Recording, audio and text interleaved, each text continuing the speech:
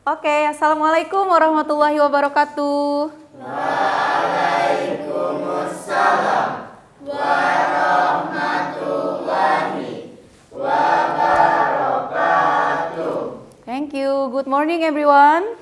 Morning, amazing, yes. Thank you. How are you today? Outstanding, yes. Okay, very good. Welcome to my class, history class again, ya. Who is absent today? Some students leaving class? Okay, and then the other sick? Anyone sick? Who? Oh, still cacar ya? Okay, thank you. Let's pray for Jihan.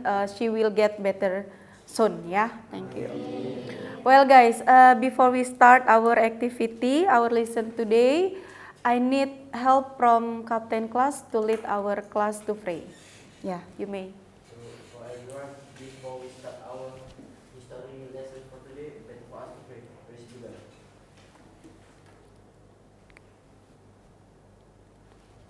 Praise the Lord. Amin, ya Robbal Alamin. Thank you so much. Before we start, I will ask your feeling today.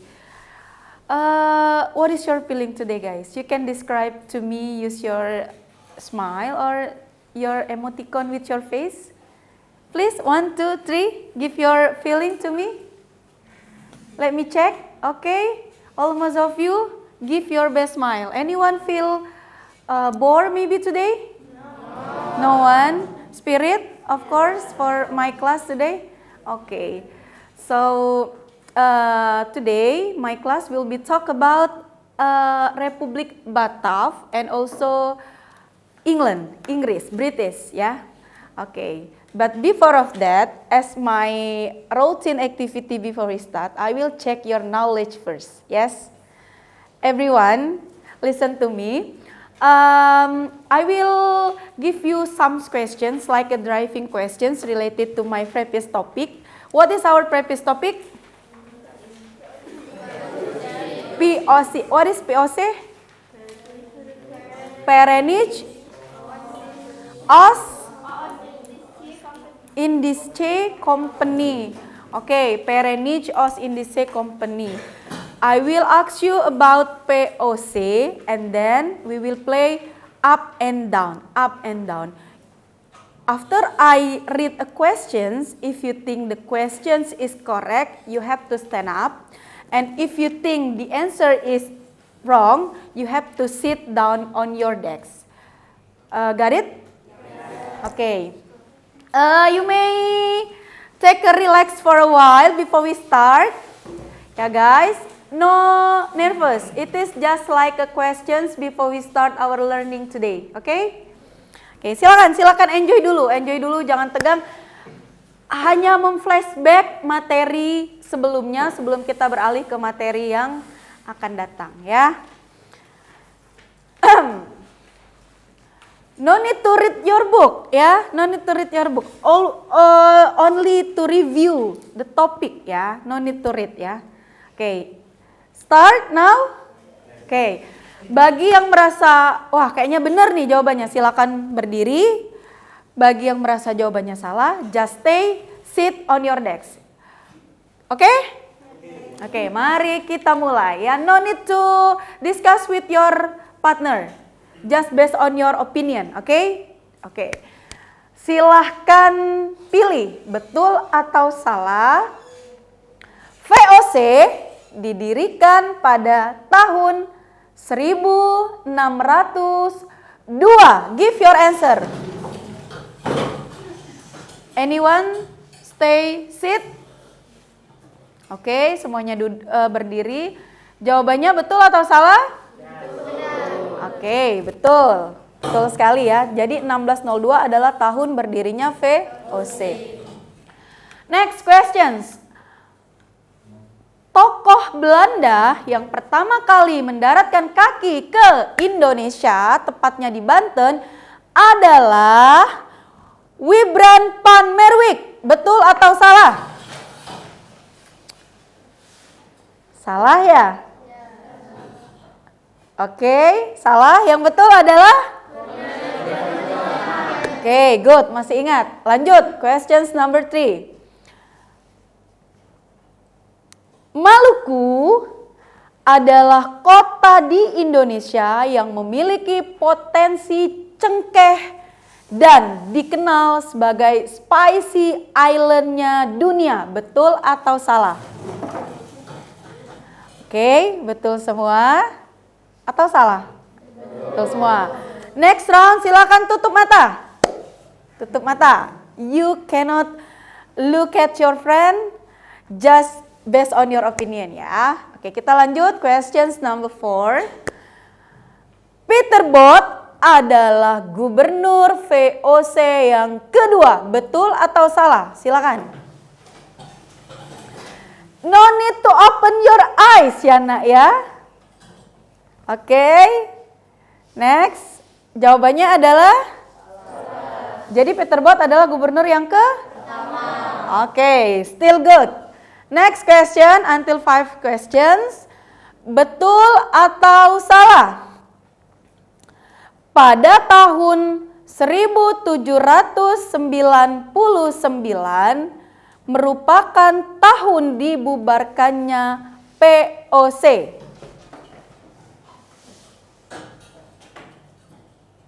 Okay, you may open your eyes.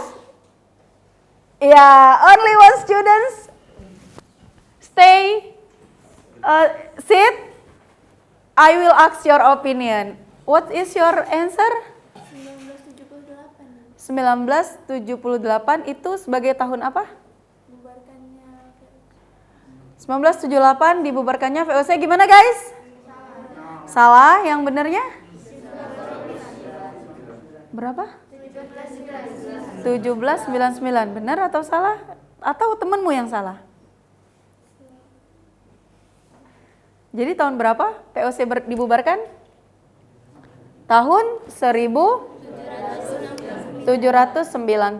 Oke, thank you for our games. Silakan duduk dulu di tempat. Nah, kita akan belajar apa hari ini? Masih ada hubungannya dengan materi sebelumnya ya. Setelah VOC, ternyata Indonesia VOC kan bubar tuh tadi. Dibubarkan, lalu nanti di Indonesia tuh ada apa? Nah, that's my questions. Ada apa di Indonesia setelah VOC dibubarkan? Ada yang mau jawab? Raise hand? Boleh, silakan. Ya, boleh dijawab. Sebentar,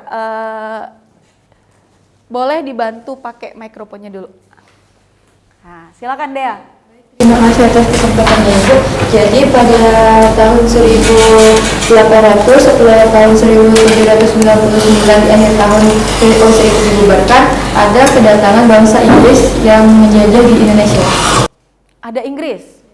Oke, terima kasih Dea. Saya kunci dulu jawaban Dea. Blok sini, ada yang mau jawab nggak? Setelah 1799 VOC runtuh, bubar, lalu terjadi apa di Indonesia? Silakan Nak, Rafa. Baik Ibu, terima kasih atas kesempatannya. Jadi setelah bubarnya VOC pada saat 1799 Indonesia itu dikuasai lagi oleh Belanda yang mana dipimpin oleh Gubernur Jenderal Herman William Daendels yang memimpin pada saat itu dari 1806 sampai 1811. Oke. Artinya ada dua jawaban ya. Satu ada Inggris, dua ada Belanda. Silakan, yang pilih Inggris, silakan angkat tangan kanan. Yang pilih dijajah kembali oleh Belanda, angkat tangan kiri. 1, 2, 3, silakan kasih jawabannya. Kanan Inggris, kiri Belanda ya. Oke, kanan Inggris, kiri Belanda. Ini kebanyakan kiri ya, kiri Belanda. Anyone raise hand, use your right hand. What's your answer? Jadi Ibu, sebenarnya terima kasih atas kesempatannya Ibu. Jadi setelah VOC dibubarkan itu sebenarnya Indonesia itu dikuasai oleh ini Ibu, Perancis. Tapi Perancis itu tidak menjajah Indonesia secara langsung, tetapi melalui Belanda Ibu. Oke. Terima kasih Ibu. Oke, luar biasa. Ada Perancis, Belanda, dan Inggris. Jadi yang tepat yang mana Nak? Belanda. Raise hand lagi dong yang Belanda. Yang Belanda kiri ya? Saya hitung. Wah, deretan sini Belanda semua. Sepakat grup Belanda. Dia enggak. Yang Inggris tadi ada? No one answer Inggris? Dea, gimana Dea? Tadi Inggris pindah hati ke Belanda? Belanda atau Inggris? Atau Perancis? Belanda. Penasaran? Nah, itu yang akan kita bahas hari ini. Jadi kita hari ini akan membahas sebenarnya siapa sih yang menguasai Indonesia setelah VOC? Apakah Perancis? Apakah Belanda menurut Dea? Atau Inggris menurut Dea? Atau Belanda menurut Rafa? Ya. Oke, kita mulai pembelajaran kita hari ini.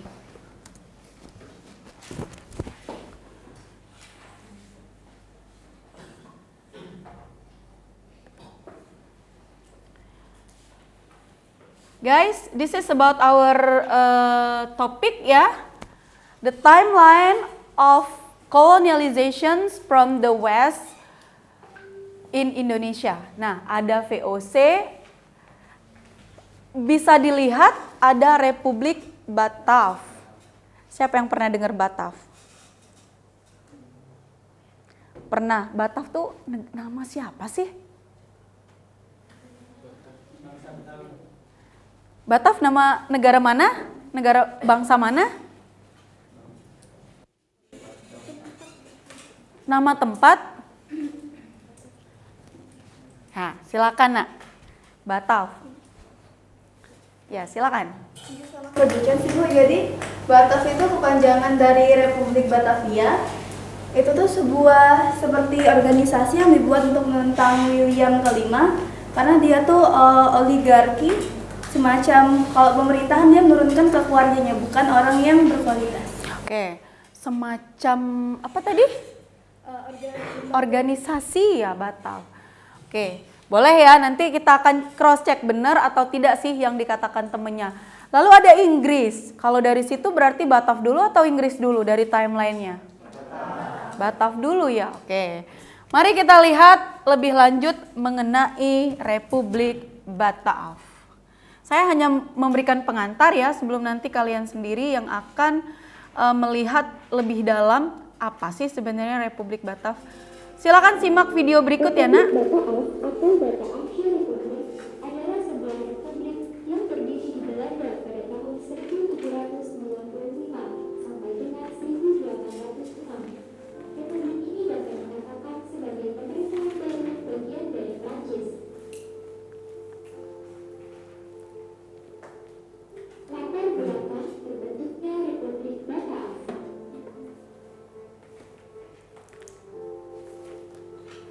Pada abad ke-18 terjadi perubahan terhadap tatanan geopolitik Belanda sebagai dampak dari terjadinya Revolusi Prancis pada tahun 1789 dengan membalas proyek kemerdekaan, persamaan, dan persaudaraan.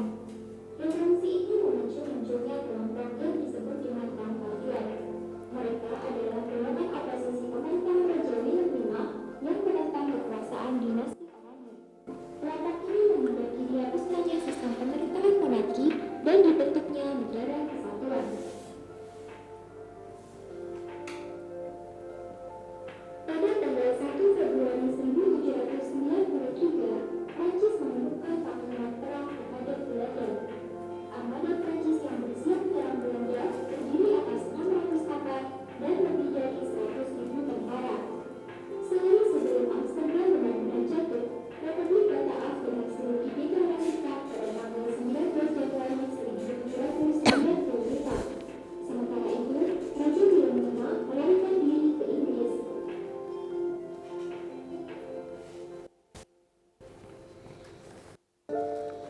Konsekuensi lahirnya Republik Batav.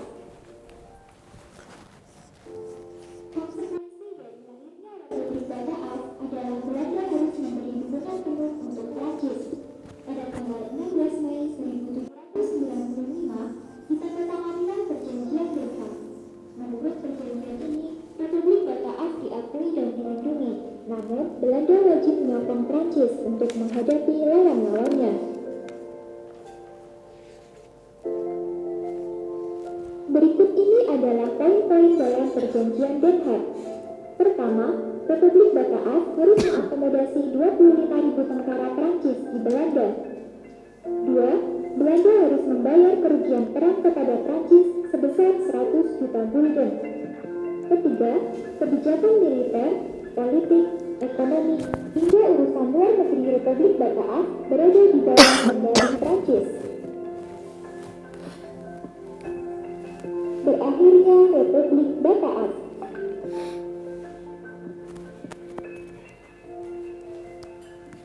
Raja Willem V yang melarikan diri ke Inggris tidak tinggal diam.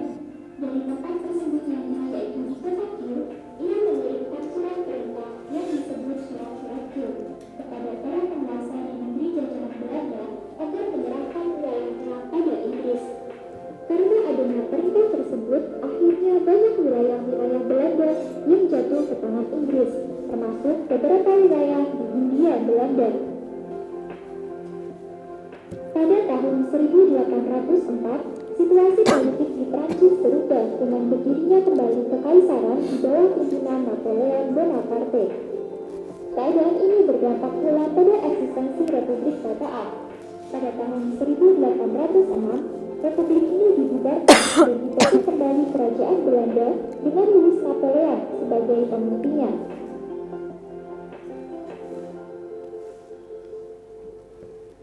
Raja Louis Napoleon kemudian mengirim Daendels ke Hindia Belanda untuk mengambil alih jabatan Gubernur Jenderal dari Albertus Smith dan mempertahankan Pulau Jawa dari serangan Inggris. Oke. Sudah menyimak video? Ada yang bisa memberikan saya sedikit insight apa yang didapatkan dari video itu, nak? Ada yang bisa bantu? Atau saya harus pancing dengan pertanyaan? Boleh, silakan. Saya kasih ini dulu.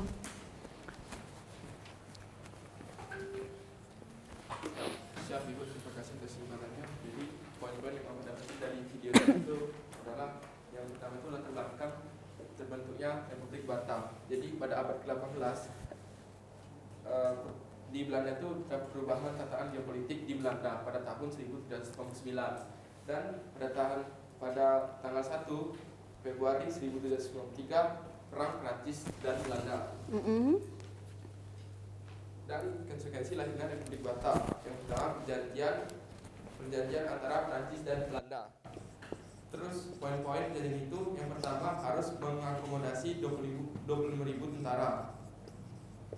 Dan berakhirnya Republik Bataaf. Raja William mengirim surat Kiel yang berisi para penguasa Raja Belanda harus mengasih wilayahnya ke Inggris. Dan Daendels dikirim ke Indonesia untuk mengambil ahli Belanda. Mengambil ahli Indonesia dengan Belanda. Udah? Good. Terima kasih ya, Alfa. Sebelum kita masuk ke sesi selanjutnya, saya mau cerita dulu ke kalian ya. Sejarah masih harus bercerita ya. Intinya seperti itu. Pernah dengar nggak istilahnya Perancis, Inggris, Belanda? Ada 3 negara besar di Eropa. Ya, pasti kita pernah dengar ya. Menurut kalian, ketika tahun 1795, siapa sih negara paling kuat di antara 3 negara itu? Siapa? Perancis. Apa sih bukti Perancis? Kalau dia kuat? Penaklukan Belanda. Terus Inggris jadi musuhnya ya. Oke. Nah, Republik Bataaf ini adalah republiknya Perancis yang berada di negara Belanda. Pertanyaan saya, kemana Raja Belanda? Siapa tadi yang ada di video tadi? Willem V. Kemana Raja Willem V Belanda sehingga Prancis bisa mendirikan Republik Bataaf ini? That's the question. Ada yang tahu? Melarikan diri. Kemana? Ke Inggris. Ke kota yang namanya kota? Tadi tuh yang ada tulisan surat apa tadi? Surat Kiel. Melarikan diri ke kota Kiel. Kiel itu nama sebuah kota di mana Raja Willem V melarikan diri ketika dia diserbu oleh Perancis. Jadi apa Republik Batav itu? Sebuah republik di negeri Belanda yang merupakan bentukan dari negara Perancis. Pertanyaannya timbul lagi. Ketika itu Belanda kan menguasai Indonesia tuh, Hindia Belanda tuh. Gimana nasib Indonesia? Belanda aja dikuasai. Lalu Indonesia yang dikuasai Belanda jadi kemana? Nah, kira-kira gimana menurut kalian? Kemana Indonesia? Dikuasai juga oleh Perancis. Betul. Secara tidak langsung Indonesia dikuasai oleh Perancis. Pernah nggak kalian baca di buku sejarah Indonesia diduduki oleh negara Perancis? Nggak pernah. Nah, itu yang harus kita pahami bersama, bahwasanya Indonesia pernah juga diduduki oleh negara, walaupun tidak secara langsung, melalui berdirinya Republik Batav di Belanda. Gitu ceritanya ya. Pertanyaannya adalah, siapa nanti wakil dari Belanda, wakil dari Prancis yang datang ke Indonesia untuk ngurusin Hindia Belanda tuh? Nah, itu yang kita akan lihat. Apa sih yang dilakukan Daendels? Herman Willem Daendels. Kata Raja Napoleon ya, Napoleon Bonaparte bilang, Daendels, kamu kesini katanya. Kamu tolong urusin Indonesia. Ya, kenapa harus saya? Karena terbukti Daendels ini punya strategi militer yang bagus, politik pemerintahan yang bagus, ya. Makanya nanti dia diminta oleh si Napoleon, kamu deh yang ngurusin Indonesia. Set, dikirim dia ke Indonesia.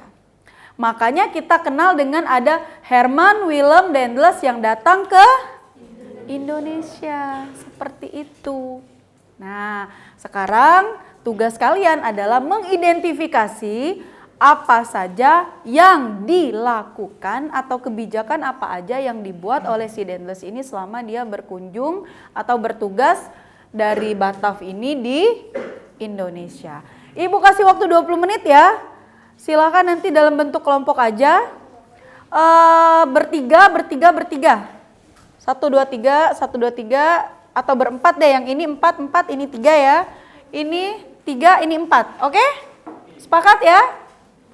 Silakan temukan sebanyak-banyaknya data, boleh dari internet, boleh pakai artikel, boleh pakai Kuipernya. Silakan masuk ke Kuiper ya. Boleh, sangat saya perbolehkan untuk mengakses berbagai macam informasi mengenai gimana sih yang dilakukan oleh si Daendels ini ketika berada di Indonesia. Ya, dari berbagai macam bidang. Silakan 20 menit dari sekarang.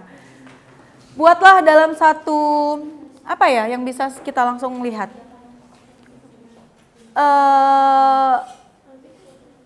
Infografis boleh, silakan. Kalau mau infografis boleh dalam bentuk tabel kayak gitu juga mau, silahkan. Yang penting nanti bisa dikirimkan ke saya, kita akan langsung lihat hasil dari kelompok itu ya.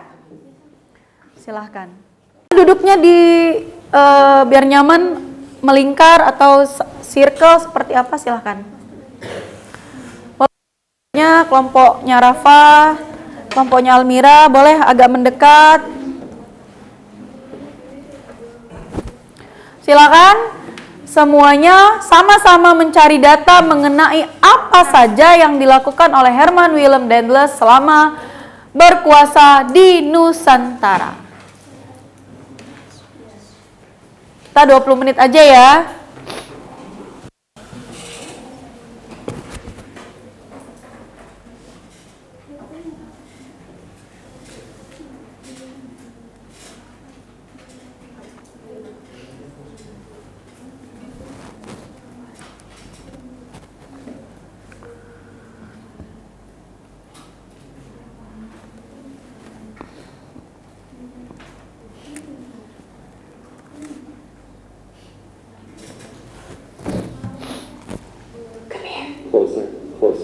Closer. I can't believe I'm the best at this. Are you ready? Kita sambil dengarkan lagu aja ya, biar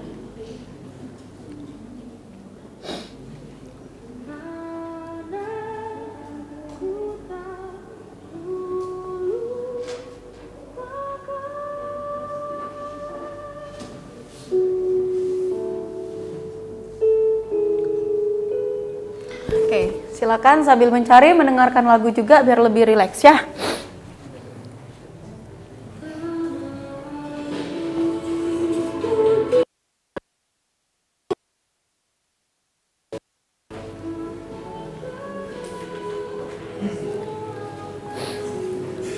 Misalnya dalam bidang politik, Dendles tuh ngapain aja, dalam bidang ekonomi apa saja, atau bidang-bidang lainnya, boleh.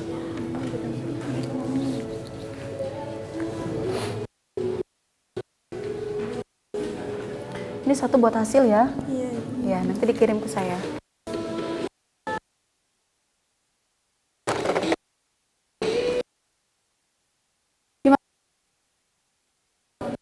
Ada satu yang buat ini.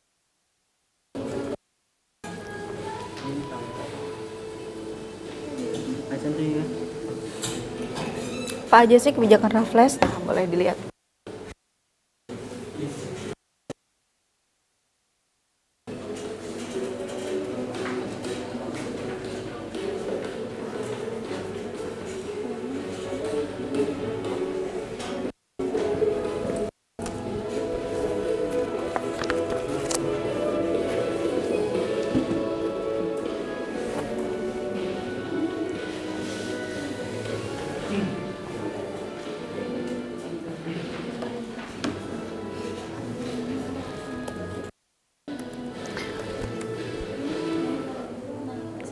Boleh dibuat poin-poin aja ya, tidak terlalu panjang.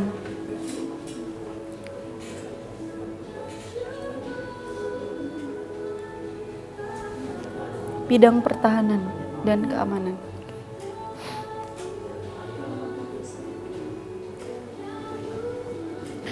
Itu ada sumber bacaannya, bisa dibaca juga di situ.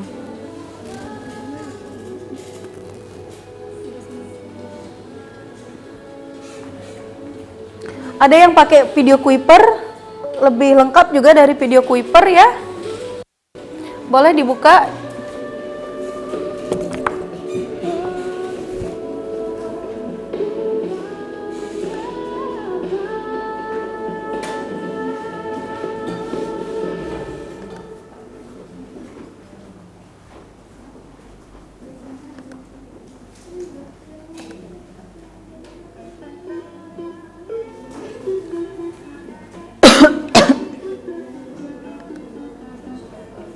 Rasa sayangi, ini dari jauh rasa.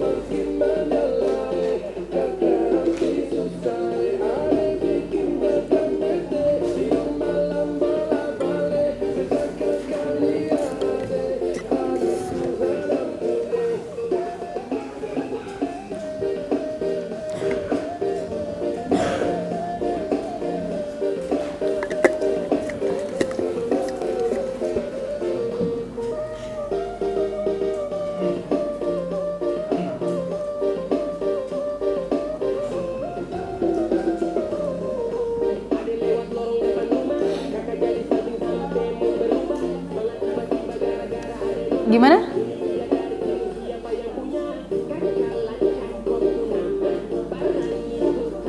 Apa nak? Oh enggak, diskusi. Oke.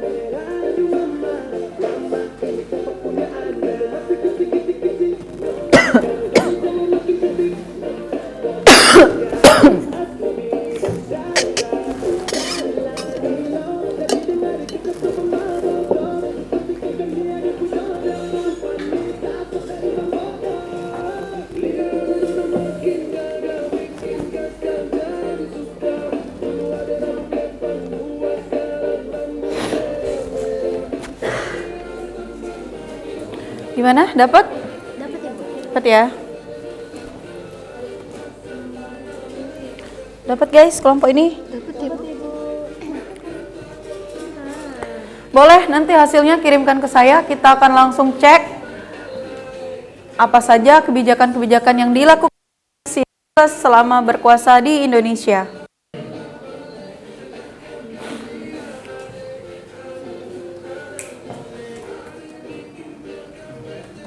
Dapat Alfa? Oke. Ki, dapat Ki? Kelompok ya sama si. Iya. Saling kerja sama, berdiskusi.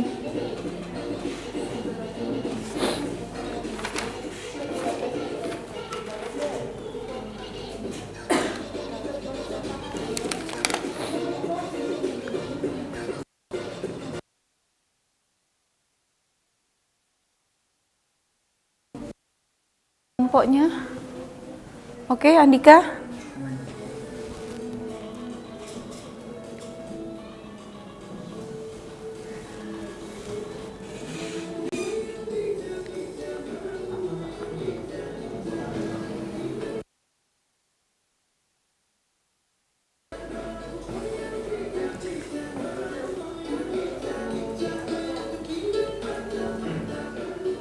Kamu ngerjain apa, Nak? Oke. PCD.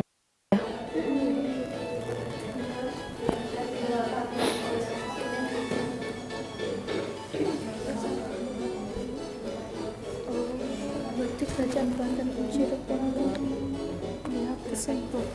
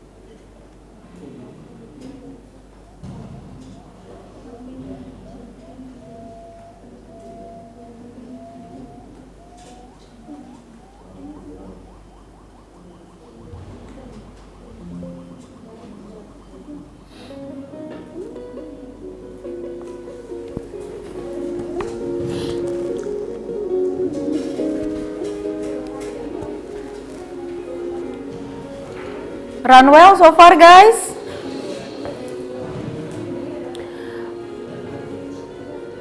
Dari situ juga nanti bisa dicek ya, kira-kira kebijakannya itu masih ada nggak sih sampai sekarang? Nah, masih berlaku tidak di Indonesia? Oke? Atau masih berlaku, seperti itu ya.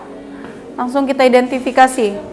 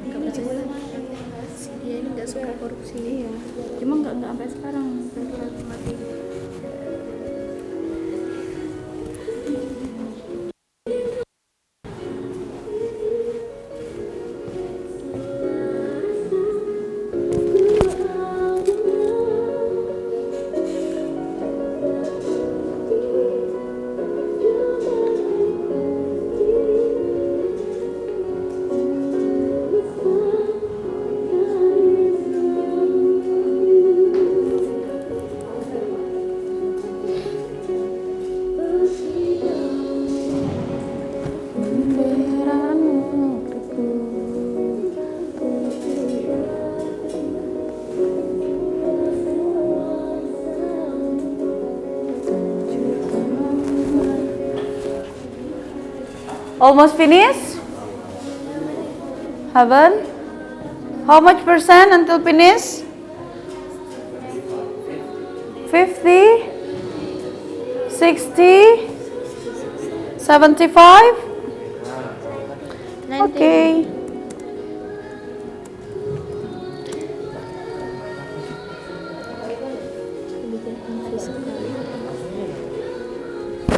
The point ya.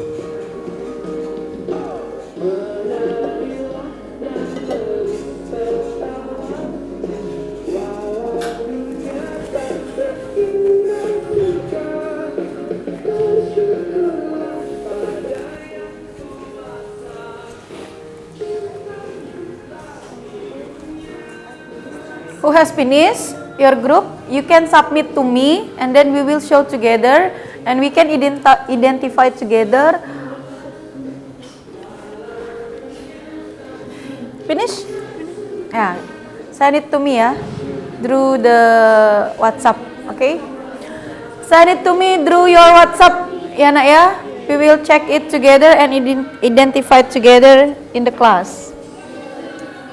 You may send it now, guys, if you finish.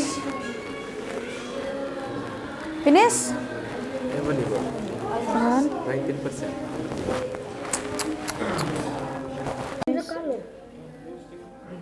Oh, set the themes and the color of your design group. Your group still focus for design ya.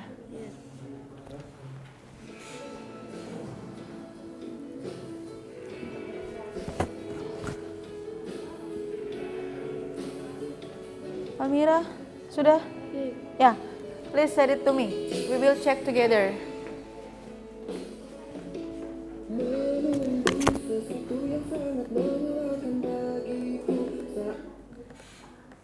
Let me check.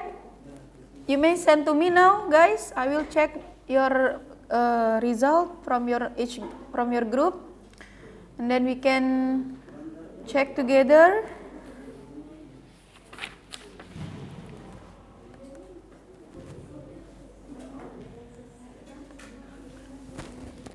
Which group already finished? Haven't finished? It's okay. 2-minute left, guys. Please submit to me. I will check your result.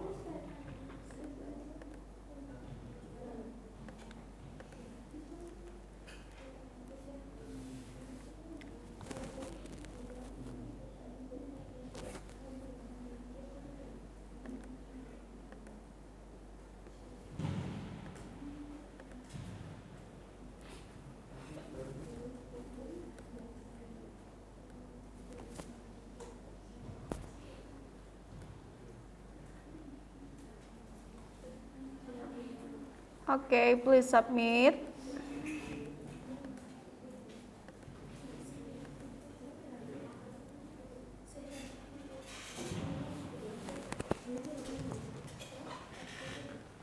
How about your group? Finish?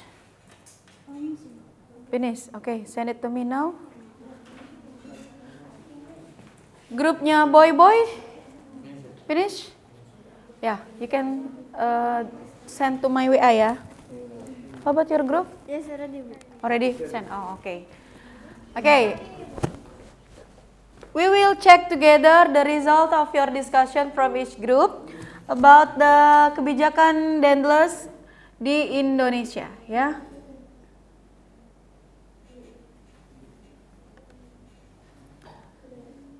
From Kiara group, ya.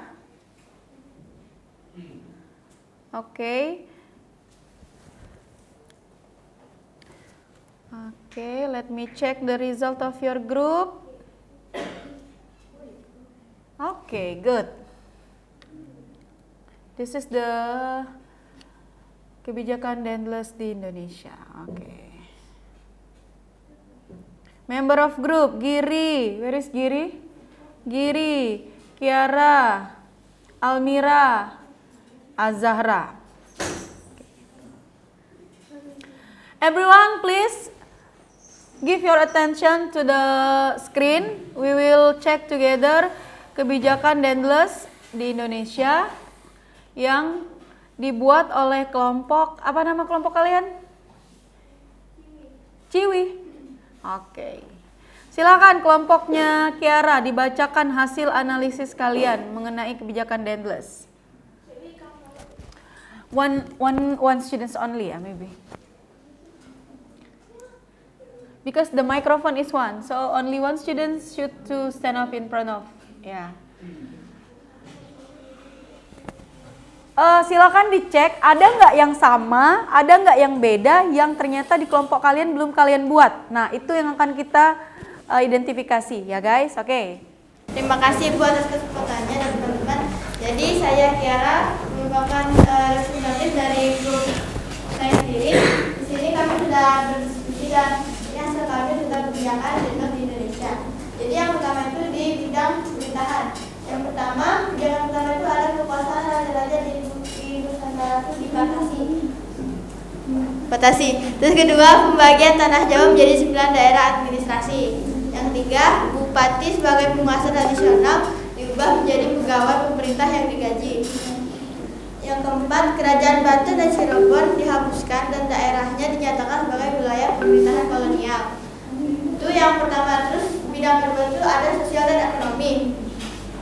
Yang pertama itu ada memaksa penguasa wilayah Surakarta dan Yogyakarta agar menyetujui berbagai perjanjian. Inti dari perjanjian tersebut adalah penggabungan beberapa daerah ke dalam wilayah pemerintahan kolonial. Yang kedua itu meningkatkan perolehan keuntungan dengan cara pemungutan pajak. Selanjutnya ada meningkatkan penanaman tanaman yang hasilnya laku guna diperdagangkan secara internasional. Selanjutnya itu ada mewajibkan seluruh rakyat untuk menyerahkan hasil panen mereka ke pemerintahan kolonial. Dan yang terakhir memperdagangkan tanah-tanah kepada pihak swasta. Oke, saya cut dulu sampai situ. Thank you, Kiara. You may back to your seat. Oke, guys, let's check the number 1, pemerintahan. Pertama, kekuasaan raja-raja Nusantara dibatasi. Oke. Betul kebijakan Dendles? Betul? Kebijakan yang pertama, raja-raja di Nusantara dibatasi? Betul. Kira-kira kenapa ya dibatasi kekuasaan raja-raja itu? Ada yang mau kasih pendapat? Kenapa ya raja-raja itu dibatasi kekuasaannya? Rafa tadi angkat tangan. Silakan, pakai mikrofon dulu. Menurut Rafa kenapa? Baik, terima kasih atas pertanyaannya Ibu. Jadi menurut Rafa sendiri itu kenapa kerajaan Nusantara itu dibatasi? Karena mungkin supaya lebih mempermudah mereka untuk mengatur dan mengawasi kerajaan-kerajaan yang dikuasainya. Oke. Ibu mau ngajak kalian menganalisis ada sebuah fenomena ya seperti ini. Misal nih, ini di satu kelas semuanya raja. Raja A, Raja B, Raja C, Raja D. Ada berapa raja nih totalnya kita sekarang? Raja semua pokoknya ya. Saya si Dendles.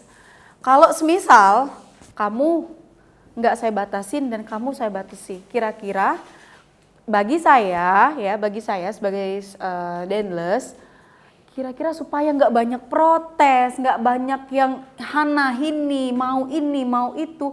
Kira-kira lebih enak kalau kamu saya batasin nggak sih? Ya nggak sih? Kekuasaan kamu saya batasi. Kamu berkuasanya nanti udah di wilayah ini aja. Raja-raja yang lain nanti saya gabungkan, dibentuk lagi apa namanya, saya gabungkan dari 2 kerajaan, saya gabungkan jadi 1 nanti. Pokoknya kekuasaan kamu saya batasi. Kamu tidak boleh meminta hal-hal yang sifatnya adalah merugikan pemerintah kolonial seperti itu. Nah, itu namanya pembatasan nggak? Nah, kira-kira kenapa sih saya melakukan itu, supaya apa? Biar tidak ribut. Biar tidak apa lagi kira-kira? Biar adil, biar mudah dikuasai. Biar apa lagi nih? Kalau raja tuh saya kuasai, saya batasi. Biar saya mudah nggak sih ngatur kamu tuh? Biar kamu tuh nggak banyak protes ke saya. Biar kamu tuh enak, kalau saya suruh gini kamu udah. Karena kamu punya kekuasaan yang terbatas. Kan raja, kalau raja bertitah itu kan biasanya rakyatnya tuh manut semua kan? Ya kan gitu. Tapi ketika saya sebagai Daendels membatasi kamu, maka kamu tuh cuman bisa nanti terbatas, bisanya ngapain itu sesuai apa kata saya. Kan saya penguasa di situ.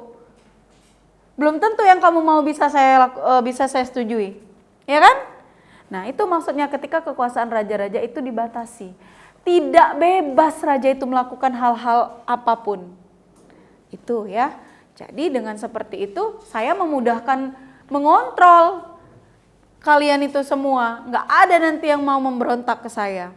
Kan itu tugasnya Daendels nanti. Supaya aman, Jawa itu bisa saya kendalikan dan nanti kamu tuh bisa saya ajak untuk berperang melawan Inggris nanti. Karena tugas utama kalian, tugas utama Daendels adalah melindungi tanah Jawa dari serangan Inggris ya. Oke, kita lanjut. Kemudian ada Jawa dibagi 9 administrasi biar kontrolnya lebih mudah. Oke, betul ya. Bupati sebagai penguasa tradisional menjadi pegawainya Belanda yang digaji. Betul ya? Kalau kamu digaji, kamu enak nggak kerjanya? Enak dong. Kalau selama ini enggak, ya udah kamu sekarang saya gaji, kamu kerja untuk saya, awasin rakyat itu. Gitu kurang lebih ya. Kemudian Banten dan di Cirebon dihapuskan sebagai kerajaan dan dinyatakan sebagai bagian dari wilayah kolonial. Nah, ini yang maksudnya tadi raja-raja dibatasi, dihapuskan. Nah, gitu ya. Oke, kita cek bidang sosial ekonomi. Betul, yang sosial ekonomi boleh kita cek sama-sama di situ. Yang pertama, memaksa penguasa wilayah Surakarta dan Yogyakarta menyetujui berbagai perjanjian. Betul? Betul ya. Nanti ada wilayah yang membagi Kesultanan Yogyakarta dan Kesultanan Surakarta. Ada sebuah perjanjiannya nanti. Menolak yang kedua ada pajak ya. Pajak ini ternyata udah lama dilakukan. Yang ketiga ada penanaman tanaman yang hanya laku di kalangan internasional. Yang keempat,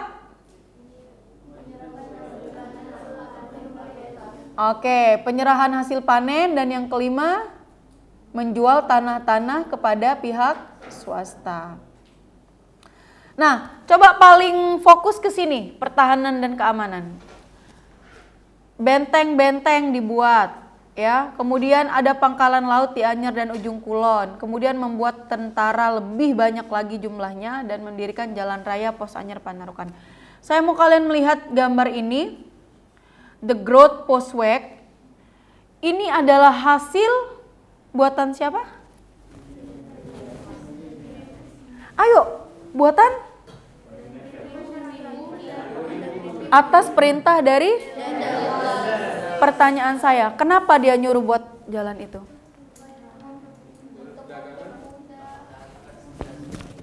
Saya mau tanya, apa sih tujuan dibuat The Groot Postweg itu? Terima kasih atas kesempatannya, Ibu. Jadi sesuai yang pernah Hema baca, waktu Dendels pertama kali ke Batavia, dia tuh lewat kereta kuda. Lalu sepanjang perjalanan yang panjang, dia merasa kesulitan soalnya banyak perjalanannya yang rusak, yang berbatu. Terus setelah dia berpikir, bagaimana aku nih bisa melawan Inggris kalau jalan saja sulit. Sulit.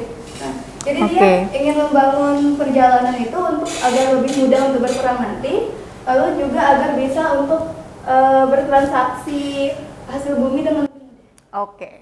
Ada lagi yang mau menambahkan? Oke, boleh. Dari blognya sini. Kenapa ya kira-kira? Satu lagi pendapatnya. Dibangun jalan The Groot Postweg.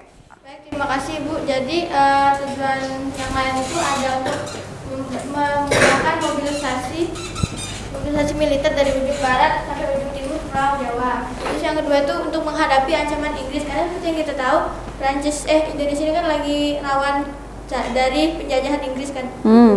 Terus yang ketiga itu untuk memperlancar distribusi ekonomi dan komunikasi melalui dinas pos. Makanya jalan ini tuh disebut jalan pos Anyer Panakukang. Oke, terima kasih ya. Betul ya? Sekarang saya mau ngajak kalian lihat peta ini. Ini peta Pulau Jawa. Ada yang nggak pernah ke sini? Udah semua ke Jawa? Belum ya Rafa? Nanti jalan-jalan nih. Oke, guys, coba dicek. Paling pangkal itu ada titik namanya wilayahnya Anyer. Paling ujung ada sepanjang berapa kilo ini jalannya? 1100 km.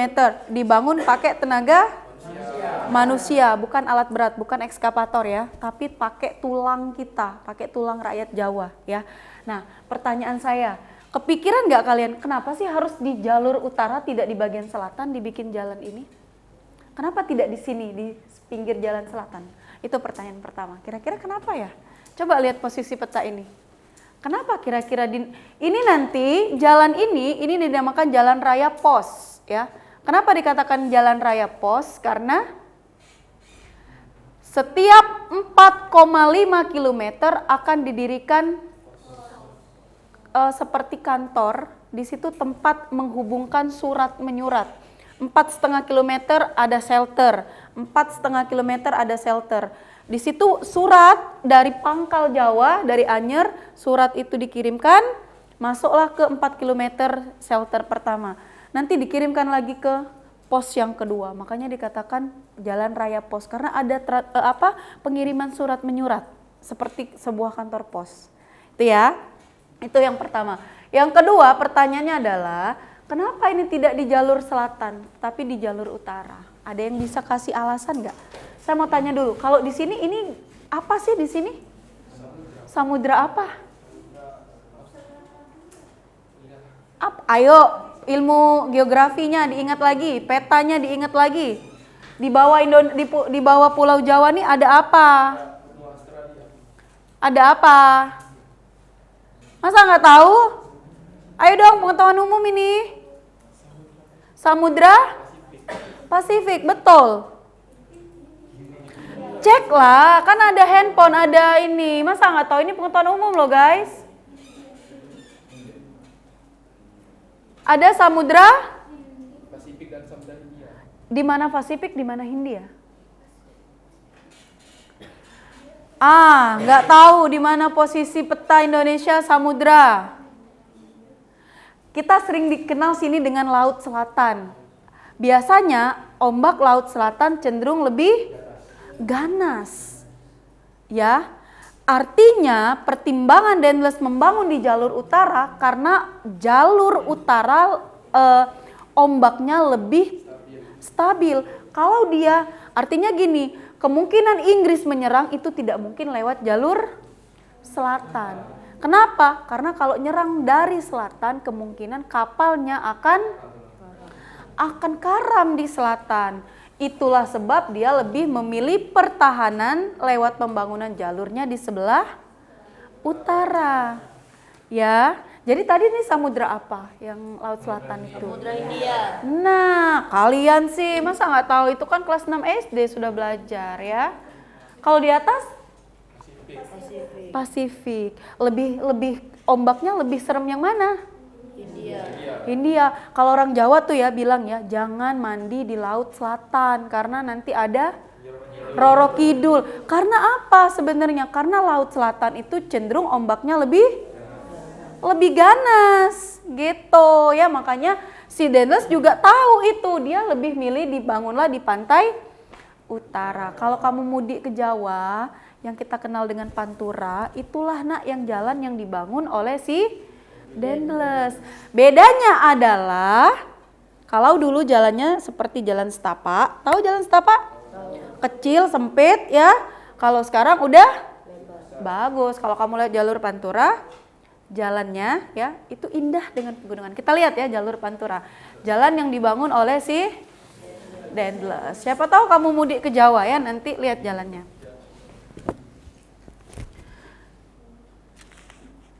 Jalur Pantura.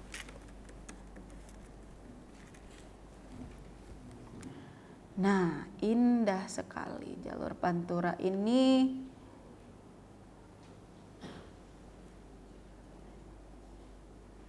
Mana ya?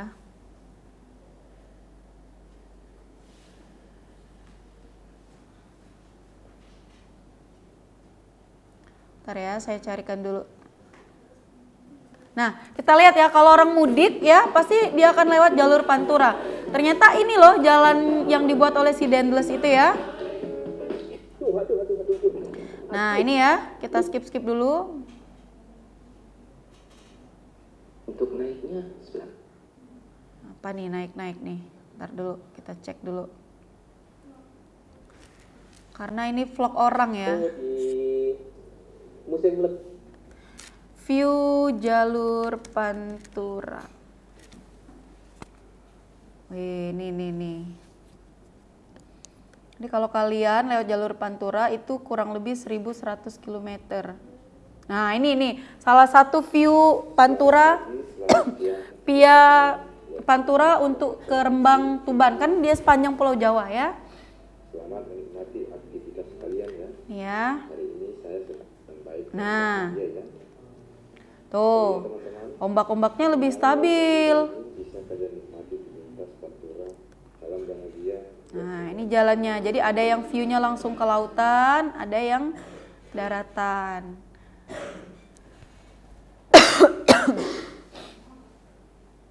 Ini ya, nah bagus kan? Nah, jalur ini dibangun oleh si Dendels.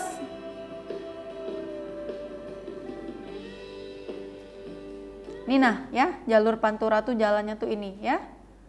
Oke? Paham nak sampai sana? Oke.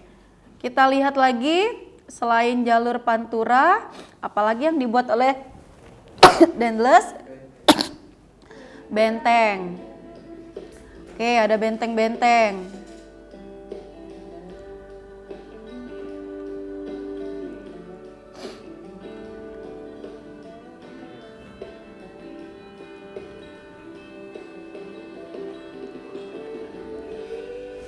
Allahu Akbar.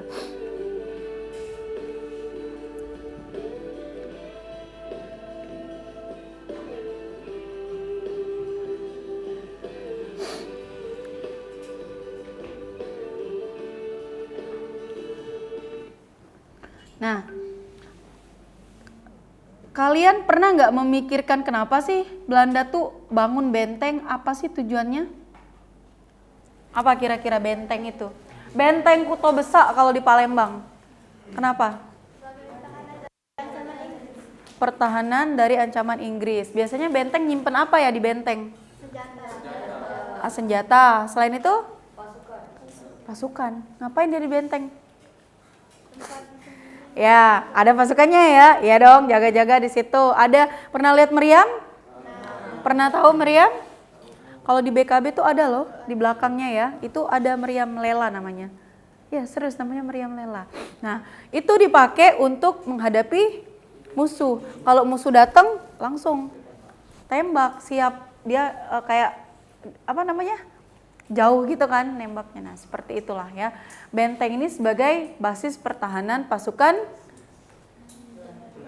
Dendels untuk menghadapi serbuan sewaktu-waktu jika Inggris datang ya. Oke. Kemudian ada lagi yang belum dibahas oleh kelompok ini? Kerjanya namanya kerja paksa, dipaksa, ya kan? Kerja yang dipaksa untuk membuat jalan itu, ya. Oke. Kita cukupkan kelompok ini. Saya mau cek satu lagi kelompok siapa? Ini kelompok ini ya, hitam dan coklat ini ya. Kelompok siapa nih? Aufa. Silakan maju. Satu lagi mewakili kelompok, kita cek. Silakan Aufa.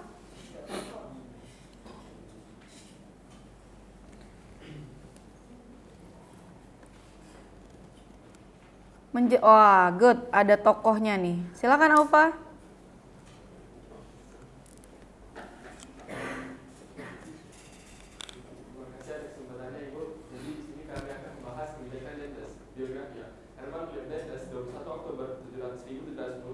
Sampai 2 Mei 1818 adalah seorang perwira militer Belanda dan administrator kolonial yang menjabat sebagai Gubernur Jenderal Hindia Belanda dari tahun 1808 hingga 1811.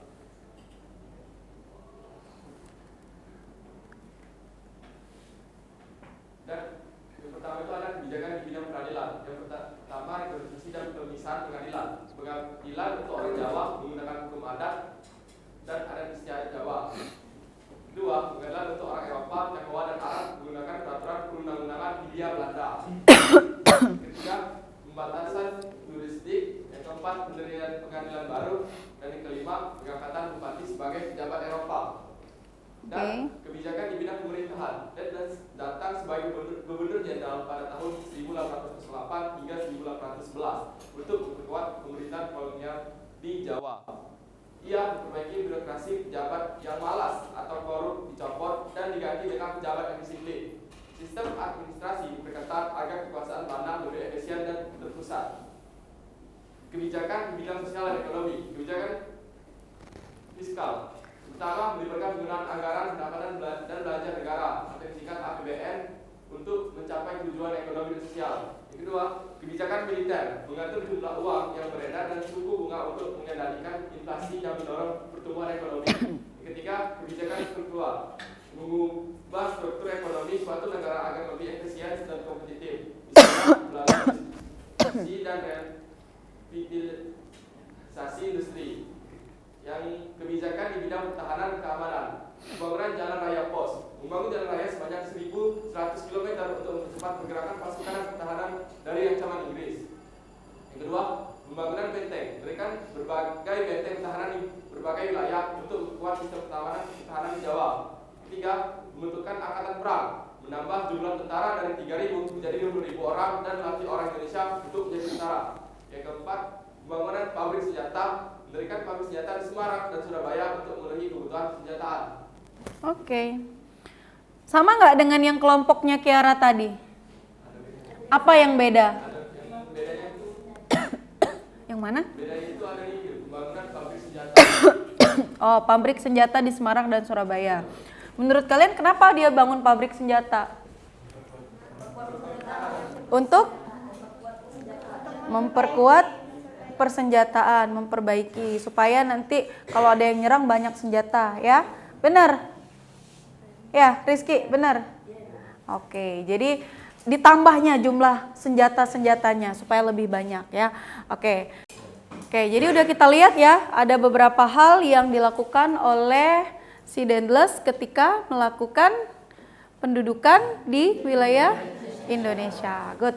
Nah, untuk pembelajaran hari ini kita cukupkan di Daendels, nanti kita minggu depan akan lanjut lagi di tokoh kedua yang menggantikan Daendels. Kenapa tokoh ini menggantikan Daendels? Nah, itu akan kita bahas di pertemuan selanjutnya. Sebelum Ibu tutup, ada yang bisa menyimpulkan apa sih materi kita hari ini yang kamu dapatkan dari masa Daendels ini, Republik Batav ini? Ada? Ada yang mau? Fadlan, saya mau Fadlan yang menyimpulkan. Ngantuk ini si Fadlan ini. Silakan.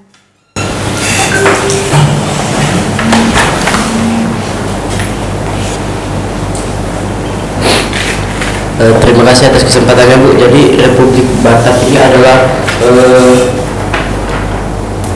upaya Prancis untuk mempertahankan Jawa dari serangan-serangan Inggris loh. Jadi yang dipimpin oleh Herman Willem Daendels pada tahun 1796 sampai 1806. Sampai 1806. Itu Republik Batak, betul ya? Betul. Kalau Herman Willem Daendelsnya sendiri berkuasa dari tahun berapa ke berapa? Daendels 1811 sampai 1808 sampai. Oke, good. Sekarang silakan buka handphonenya, kita main Kahoot. Akan kelihatan nilainya ya. Minggu depan saya juga mau ngambil nilai lagi ya. Kita ulangannya lisan aja ya. Lebih enak dan lebih menantang ulangan lisan kalau ulangan sejarah ya. Setuju ya minggu depan ya. Kasih tahu ke yang belum hadir hari ini ulangannya tentang materi kita yang sudah kita pelajari sampai dengan Batak ya.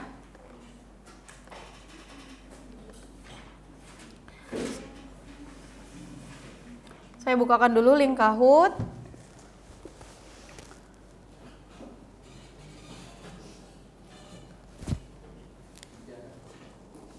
Open your phone ya guys.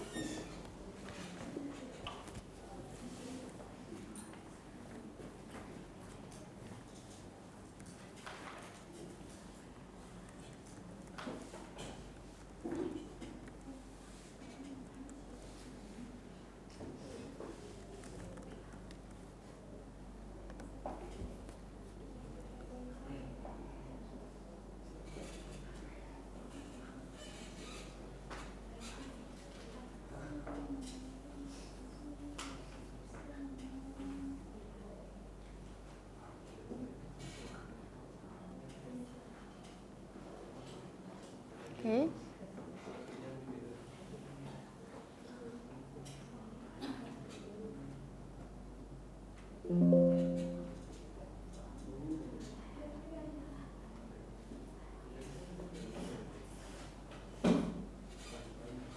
Ya, enter the pin and then you will join the games.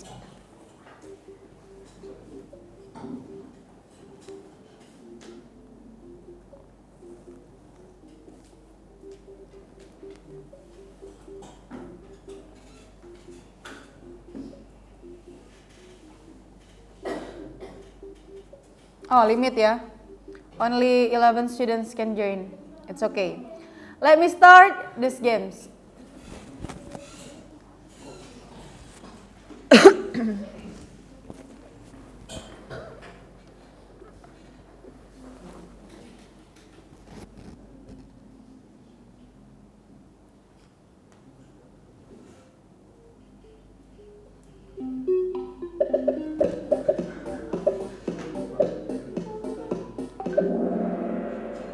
Okay. Next.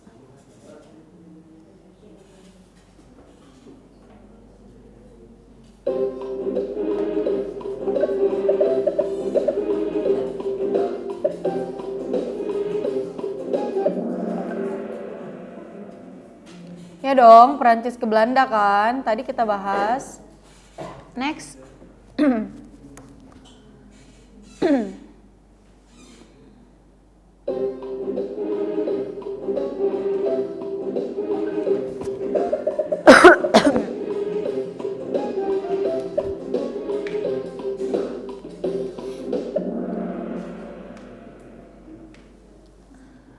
Still wrong, 3 students. The main focus Daendels goes to Indonesia for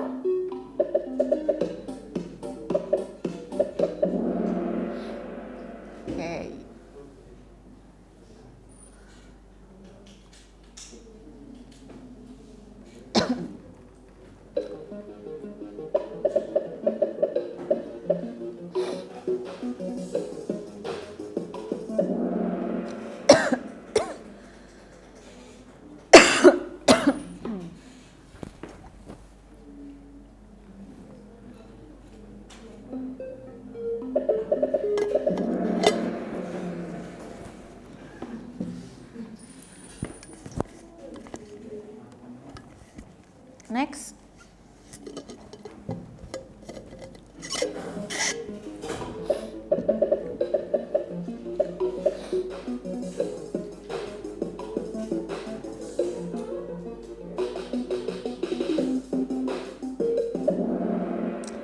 dibahas, ada postnya ya kan?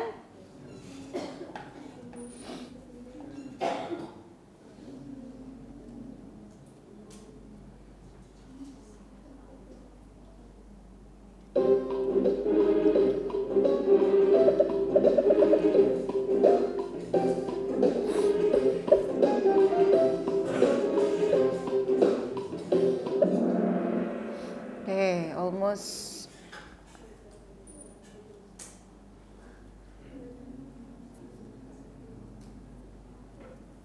Tuh tadi membatasi.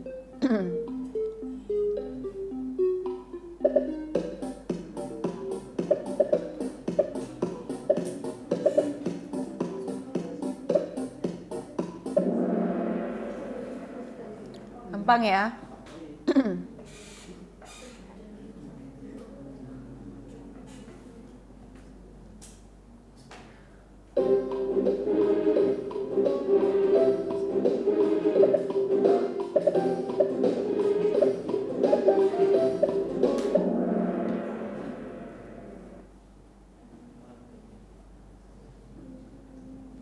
Ekonomi, di bidang ekonomi oleh Dendles.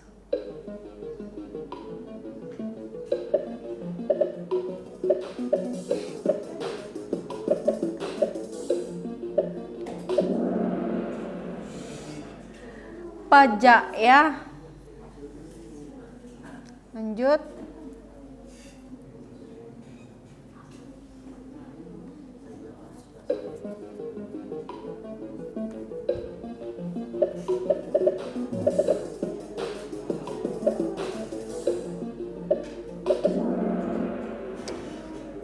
Napoleon menggantinya dan digantikan oleh si Jensen. Good.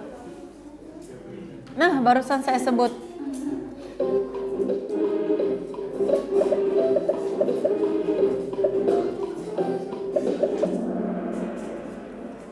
Good.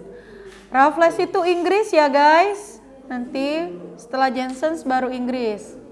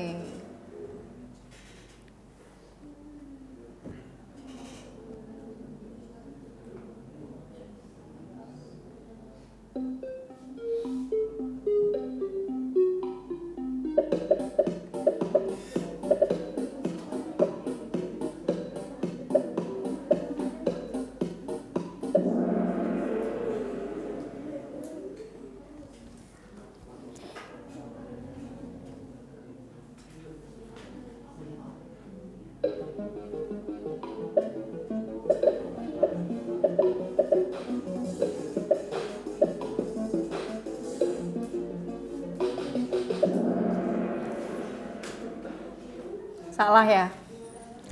Last questions. Ini peralihan dari pemerintahan Belanda ke Inggris melalui Tuntang. Oke. Number third, Giri.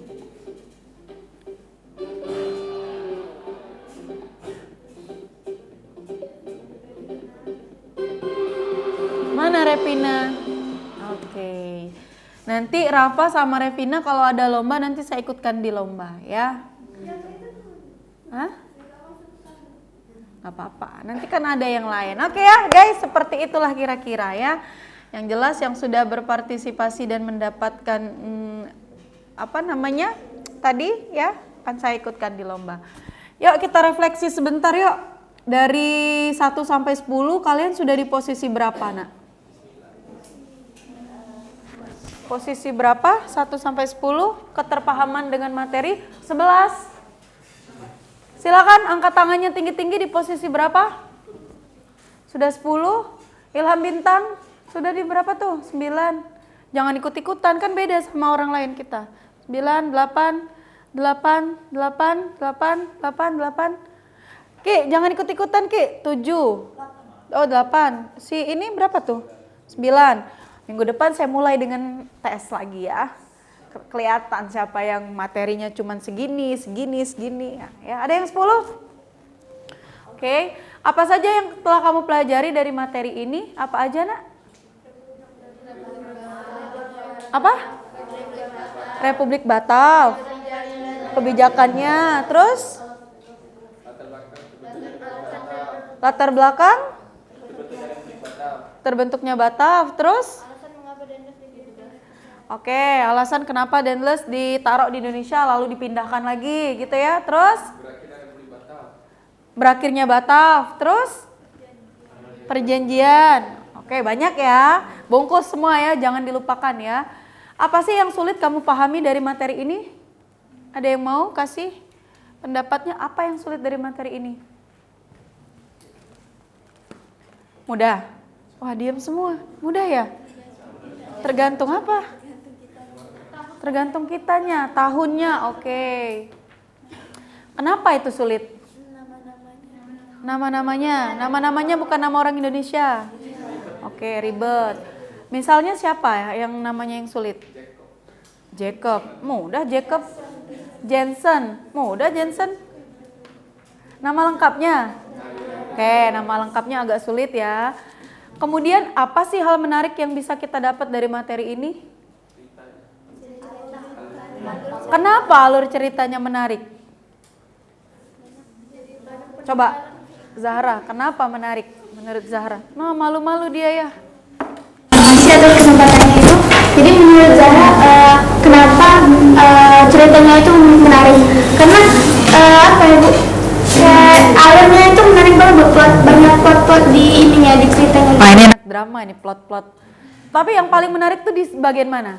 Pas di bagian ini Bu, perang yang di ini, perang antara Inggris, terus Belanda sama Prancis. Oke. Apa yang hal baru yang baru tahu kalian ternyata Prancis, Inggris, Belanda perang juga gitu ya? Iya, ternyata dunia ini saling menguasai, ya kan? Sampai sekarang pun masih perang. Ada yang nampak, ada yang tidak. Yang nampak tuh kayak di Timur Tengah misalnya ya. Sesungguhnya di daratan belahan dunia lain pun ada perang Rusia misalnya ya. Cuman ada yang sifatnya proksi, ada yang langsung, ada yang ideologi gitu ya. Nah, itulah yang kita dapatkan dari pembelajaran hari ini. Next-nya, apa sih yang akan kita pelajari? Kita akan fokus ke pemerintahan si Jensen. Jensen itu siapa?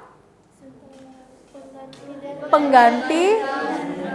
Nah, artinya gini, kenapa sih si Dendles cuman 3 tahun, 1808 sampai 1811? Dan karena dia dianggap gagal, oke boleh ya. Dan nanti ternyata Jensen itu hanya 6 bulan aja.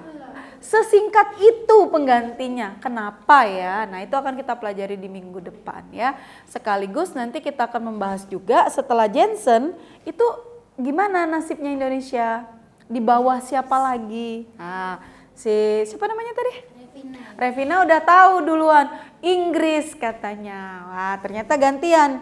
Prancis, Belanda, Inggris. Begitulah ternyata negara-negara yang ternyata pernah menguasai Indonesia. Seperti itu ya, Fadlan ya. Oke. Silakan merasa rileks lagi, udah melewati kahutnya ya. Bersyukurlah untuk kehidupan yang tidak kita alami di masa Dendles. Kalau kamu hidup di masa Dendles, kamu harus merasakan yang namanya kerja paksa, bikin jalan itu, dan itu luar biasa menderitanya ya Nak ya. Oke, sampai sana ada yang mau ditanyakan? Mau nanya silahkan. Oh iya, pakai mic ya, lupa saya. Terima kasih atas kesempatannya Bu. Jadi Naima mau tanya, pernah dibahas sama ahli sejarah namanya Joko Susanto. Indonesia sebenarnya kan nggak ada lebih Bu. Sebenarnya dia tuh ngasih 30.000 ringgit ya. Lalu koin-koin yang tidak terjumlah harganya itu ke bupati. Nah, lalu bupatinya korupsi Bu. Ini bukan dia yang penjara di. Dia pernah dari Anyar ke Surabaya itu kasih duit, lalu dari Surabaya ke Panarukan dia tuh gak kasih upah lagi, cuman dia kasih upeti yang dikasih ke kerajaan, dia gratisin Ibu. Oke. Jadi apa pendapat Ibu? Gimana?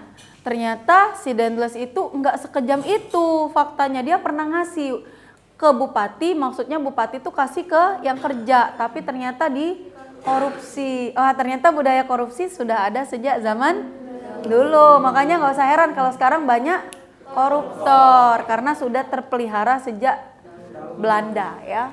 Oke, gimana pendapatnya? Ada yang mau kasih pendapat nggak? Oke, Almira, silakan Almira. Kesempatannya Ibu. Sebelumnya Mira juga mau nanyain hal yang sama seperti Naima. Cuman sebelum Mira tanya, Mira cari dulu di internet dan Mira dapat informasi dari Detik News kalau katanya Dendles itu memang sempat ngeluarin anggaran untuk membayar upah pekerja di Jalan Raya Pos. Tapi di sisi lain Dendles pun juga sempat nerapin kerja paksa ketika anggaran pembangunan ini tidak lagi mencukupi pembangunan. Oke, seperti itu. Oke, ada lagi yang mau kasih pendapat sebelum Ibu clearkan? Masih? Oke, kita bahas ya sebelum kita tutup ya. Jadi memang pernah si Dendles memberikan upah, tapi upahnya itu tadi tidak sampai ke para pekerja. Kenapa? Karena kan diberikan ke bupati dulu, dari bupati disunat dulu dananya. Datanglah ke pekerja tuh, datang ada tapi sangat sedikit. Dan dikasih makan hanya 1 kali sehari. Tapi kenyataan di lapangan rakyat kita harus bekerja sepanjang hari. Itu yang dikatakan kerja rodinya ya. Upahnya kecil, dikasih makan sehari sekali. Kalian mampu makan sehari sekali? Langsung sakit mah ya, Rafa ya. Nah itu bekerjanya luar biasa, membuka hutan jalan itu. Bukan pakai alat tapi pakai tenaga, bahu ngangkat yang berat-berat gitu ya. Ketemu ular, dipatok ular, iya sangat mungkin itu kan hutan belantara 1100 km dibuka. Yang kelaparan, yang kesakitan ya di situ. Makanya itulah kenapa nanti salah satu alasan Dendles dikembalikan oleh Napoleon, dipanggil oleh Napoleon, selain karena Inggris sudah sangat nafsu menyerang di Eropa ya, di Indonesia. Jadi Dendles dibutuhkan di Eropa, dia juga sudah tidak ini lagi ngurusin Hindia Belanda. Ya udah deh kata Napoleon, kamu saya tarik lagi ke Prancis. Kamu ikut saya tempur di situ. Sementara di Indonesia digantikan si Jensen. Jadi ada upahnya tapi sangat minim. Ada makannya tapi sekali sehari. Seperti itu. Ya guys. Jadi kuncinya adalah bersyukurlah kita yang tidak merasakan zaman itu. Coba kalau Rafa, Aufa, Padlan, Rizky, Andika, Bintang kamu hidup di zaman itu. Ngerasain yang namanya bikin jalan pos anyar Panarukan, gimana? Sengsara, mati katanya. Iya, itu adalah kemungkinannya ya. Mari kita bersyukur sudah diberi kehidupan di zaman yang sudah merdeka, sudah enak ini. Ya guys ya. Iya, oke itu ya. Kita cukupkan ya hari ini. Terima kasih. Semoga menjadikan kita semakin cinta dengan bangsa dan negara kita ya. Terima kasih. Sama-sama kita tutup dengan doa dan hamdalah. Alhamdulillahirabbil alamin. Sekian dari Ibu, semangat untuk minggu depan masih ada sejarah-sejarah lain yang harus kita pelajari. Lastly, assalamualaikum warahmatullahi wabarakatuh.